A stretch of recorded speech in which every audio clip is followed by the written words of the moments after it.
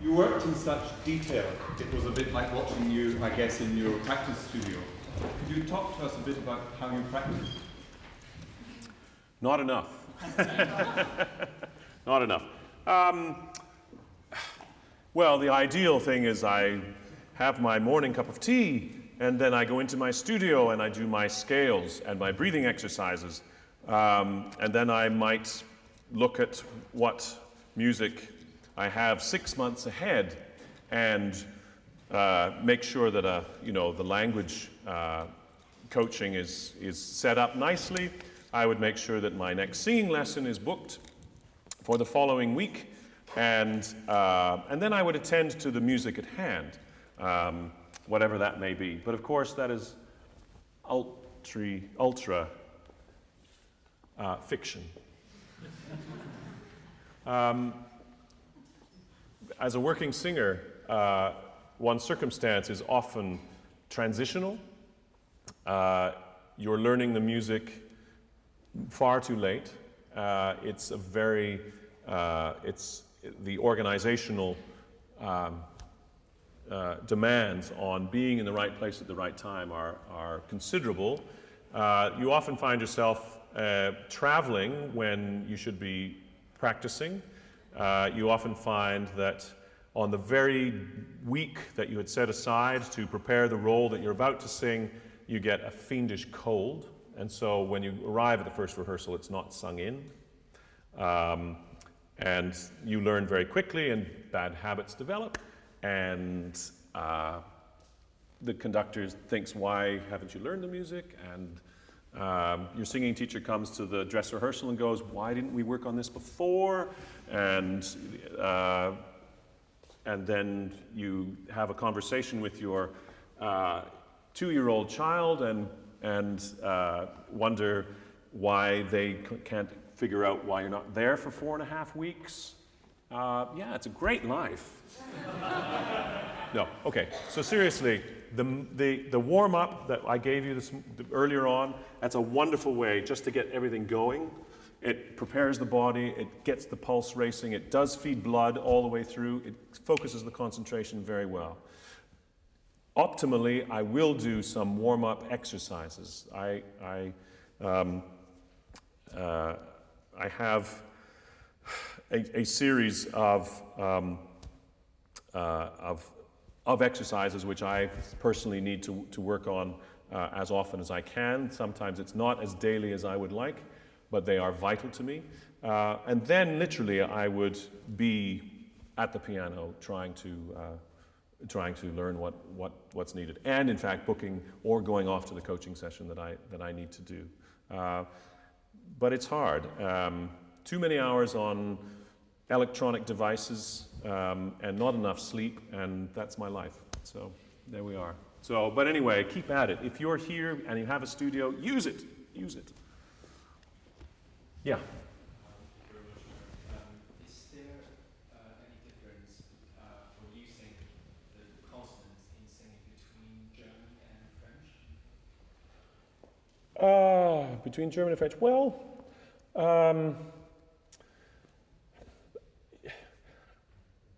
I think the most important thing is there a difference in the consonants? Yes, of course. I think there is. Whether we use different way of producing them in a singing term, it would really depend case by case. There's obviously in Italian there are the double consonants which you have to present a certain way. In French you have the on, the very nasal sounds. Most coaches will allow you just to do open, as long as there's a sense of the nasal region. It doesn't have to be fully nasal in those circumstances. French is a very evenly unstressed language, so that the consonants tend to be very fluid through. And to get a real sense of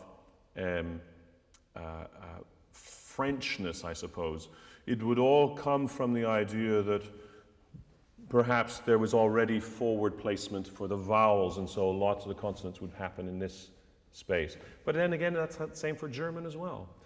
Perhaps for German you have the sh sounds or the t sounds. Of course, those don't exist in French. And so there's very much respect for how those occur, but I would say you have to approach each language as it comes and its challenge. Yeah. This is probably a very naive question, but as somebody just in the audience, I think we've been very excited by the talent of these young people. And I'm just wondering, how long is it going to be before we can see their names on the program? As well, what's the time from where they are now to where you are? Well, it took me 25 years, so I think that it's, you know, we're all growing at different rates. You know, like I mean, we're all, I have to use my passion for wine as a fundamental here. You have young wines which burst off the vine, they're ready to drink, they're exuberant, they soar, you know, within a year or two of them coming out of the barrel and into the bottle. And for others, there's a really long gestation, you know, and they really reach their prime after literally 10, 15 years.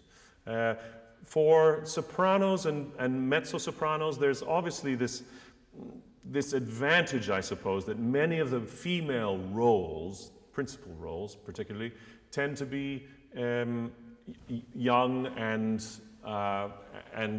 therefore age-related. For the basses and baritones, there's much more about fiendish kings and uncles and grand inquisitors and old malevolent Dr. Bartolos and things. So there is a certain need for age to permeate bass and baritones. But then there are young romantic baritones as well. Valentin, the Korngold Piero, and indeed through Mozart, the Guglielmos, Figaros, these sort of things. And so it's possible that within a few years, one might say, out of college, those sort of positions could be filled.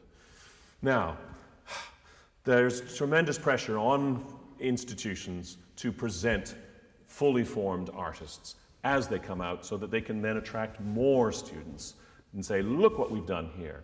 But everyone's individual. It will be very, very, very, very kaleidoscopic in terms of people's careers. It will be opera chorus, which is wonderfully fulfilling. You sing most nights and you can earn as much money as you can as a principal singer. There will be people who go into character roles because for whatever reason either their vocal style or their development has meant that they're literally the way their voice ends up becomes very, may I say, useful as a character within an opera. Some people may decide that they want to go into the lighter side of music, or to be part of a choir, or whatever. The answer is, it's completely arbitrary, and it will depend on anyone's particular circumstance. I would hope that maybe a few of you, all here, will have as long a career as I have. As far as I know, from my year at the Royal College of Music, I am the only one who's consistently working now in a solo principal role. But many of my colleagues went into the West End or found themselves, and very happily, I have to say, and other people found themselves in the music business, in other words, or they completely changed their career and have become lawyers. So, everything's possible, but the discipline that we all learned within this environment, of course, has helped everybody get through their life. Anyway, very good question, thank you. Yes? Is there anything that you've learnt in your career that you wish you'd been told at a younger age?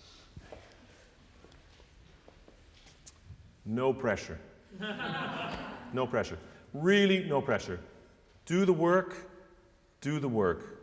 That's really it. The kind of the ability to, we've heard this section of romantic repertoire today. Peter,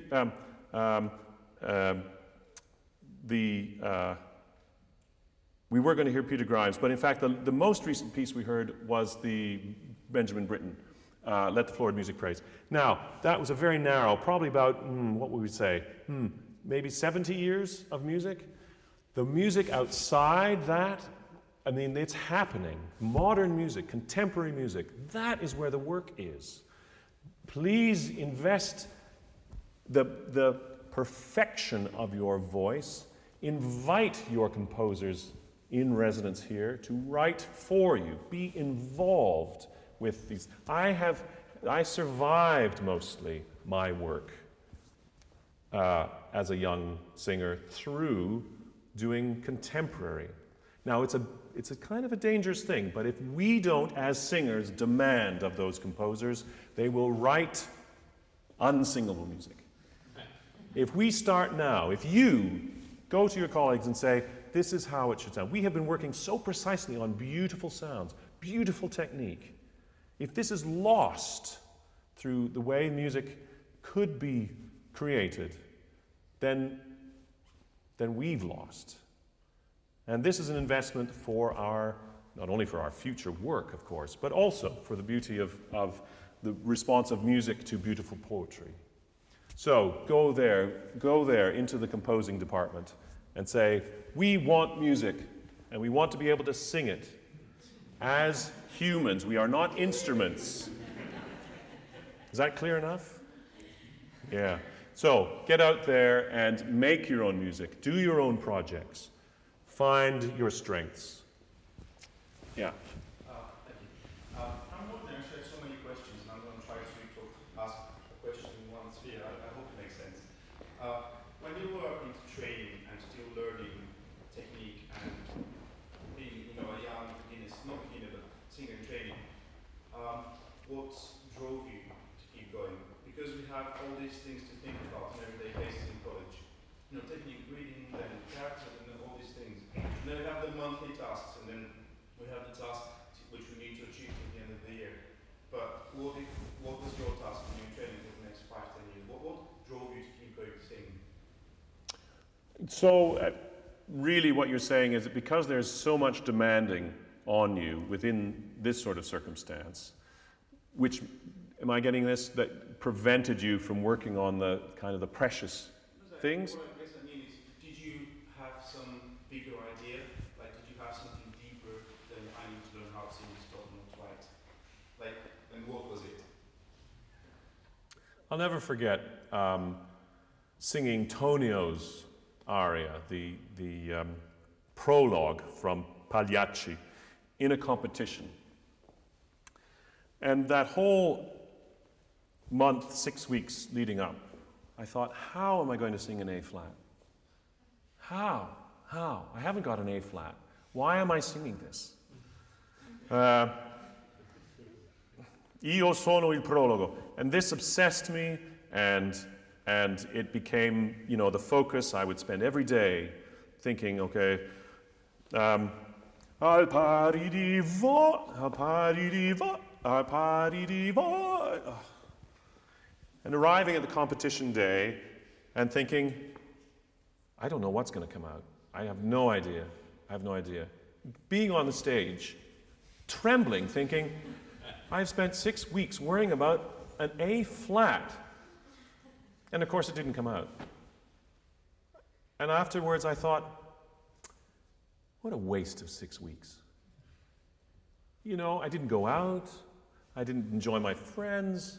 Was it so important, that A flat? Was it so important? But the fact was, because I was obsessing about the A flat, I didn't deal with the middle D flat, or the middle F, or the kind of that, which is what we've been doing today. I haven't explored any top notes today at all. Well, I did with Thomas, of course, but no pressure, okay? Backing right off, allowing things. And yes, one might crack, one might do all those things. But that's the thing. Let's find that garden. Let's dig, let's churn the earth, let's fertilize, and then the things will grow. Okay? There's no way you're going to plant that tree and have fruit within one season. okay? I'm not a gardener, by the way. But I'm sure that's how it works. No, so seriously, it really is deal with really what you can. Pay attention to the things that you can deal with, and let the things that you can't deal with, they will still be there eventually. And mercifully, I've, in my whole career maybe, 3 A-flats I've had to produce. They came out, thankfully. But they happened, and that was fine. But I wasted a lot of my student life in that, okay? So deal with what you can. Yeah? I'm finding learning to sing to be obviously quite a frustrating process most of the time. And kind of with moments dropped in every sort of few weeks or a couple of months that are deeply satisfying in contrast. But the thing is, I'm kind of doing it all in the faith that at one stage, the amount of kind of dividend being paid from the work that I've put in will outweigh the amount of frustration and joy. Is there a pivotal moment or a point at which, or kind of a gradual point that unfolded, at which for you, you began to find singing things a more enjoyable process than one that made you cry and swear at things?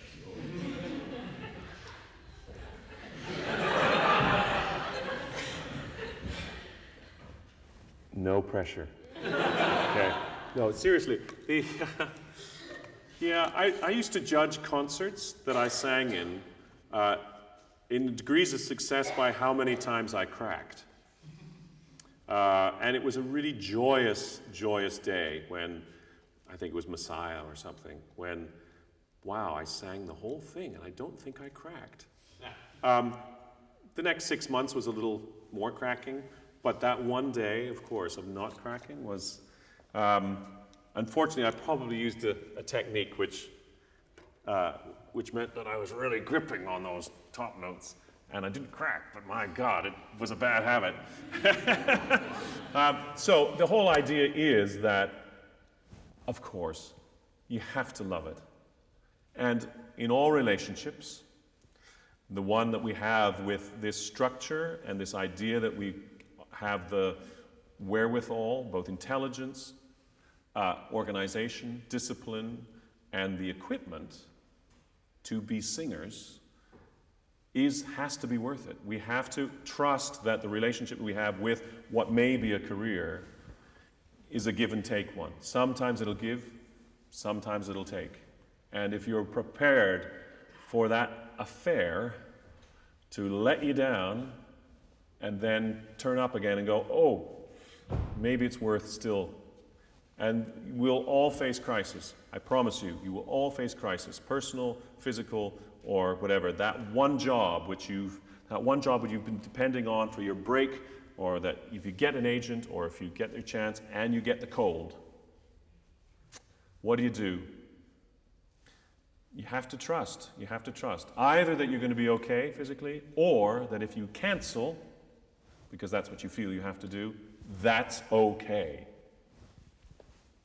We then have to bear the consequences. And of course, being involved in music. If we are singers because we love music, then if that's the overriding thing, we may find that the actual singing has to give way to the greater power of being involved somehow. And that can be in many, many different ways. So if singing isn't the be-all and end-all and absolutely wake up to sing and everything, then it may be that the crises that you come across may throw you off this extraordinary escalator. Okay? Yeah, one more at the back. It's in the leopard skin. Dalmatian. What do you think is the biggest key to success? Just as a singer. Okay. Well, hard work. Hard work. I think that's it. Hard work. I think it's hard work in all areas of your life. If there was any way to advise about accounting, about business structure, about being organized, about eating properly, about making yourself physically fit, it's all the elements of life. We as singers, listen, we as singers do something, as I said, extraordinary. No technology. It's just us. It's us and athletes, probably gymnasts, figure skaters. Okay, it's just what we have, creating amazing things. And that means an enormous responsibility on how your human experience is dealt with. I think survival is about determination, is about listening to, literally listening and appreciating those that have gone before who may have advice. You can take it or leave it, but you have to listen to it. I think that's a thing. That's about 8 answers. But in any case, that's success, I think. Okay, unfortunately, I think we could probably stay here for another 4 hours, but I think we have to vacate the space. Thank you so much for such an inspirational class.